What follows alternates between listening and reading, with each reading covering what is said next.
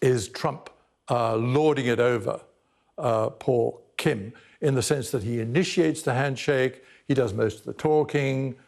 Both of them actually seem to share equally in the pumping of the hands, and at the same time, he's also touched him.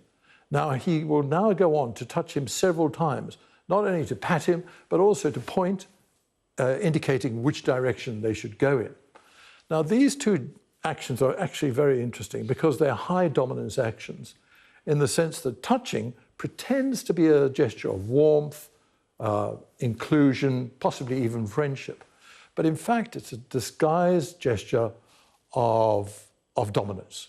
It's a way of reminding the other person that you're in charge. It's what psychologists call a status reminder. Right, but is it not offering guidance? I mean, because... Now, the guidance is different. Now, what's interesting here... What's different? How can you tell the difference between dominance and guidance? No, there's a difference between patting and guidance. Oh, I see. The patting is all about being dominant. Right. The guidance actually performs a rather similar role, in the sense that neither of them in this situation are actually the host. And nevertheless, Trump has taken it upon himself to behave as though he is the host and to steer the other person, Kim, in the right direction. OK, OK. And is there a difference between standing up handshakes and sitting down handshakes?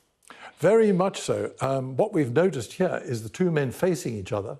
So it's a completely symmetrical handshake, which is very different from this one. Now, that's interesting because he proffers his hand to Kim with his palm up. Notice also the way in which he produces the thumbs up. Now, this is a favourite gesture of Trump's. Here we see it again.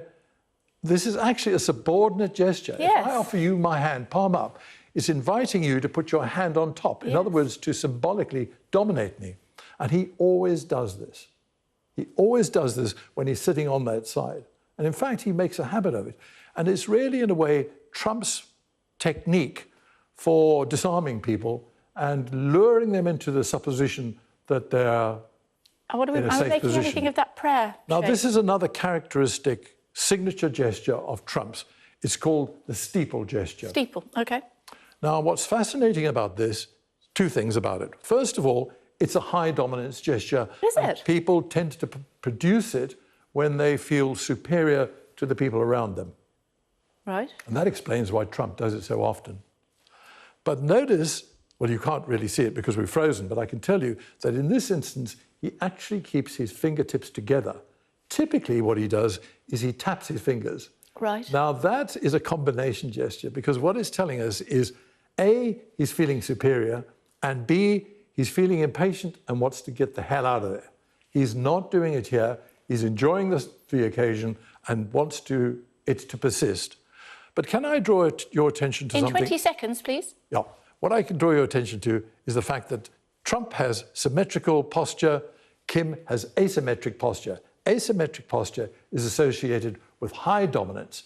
In this situation, he is actually in the ascendant. OK. We've run out of time, Doctor. Oh. It's good to talk to you.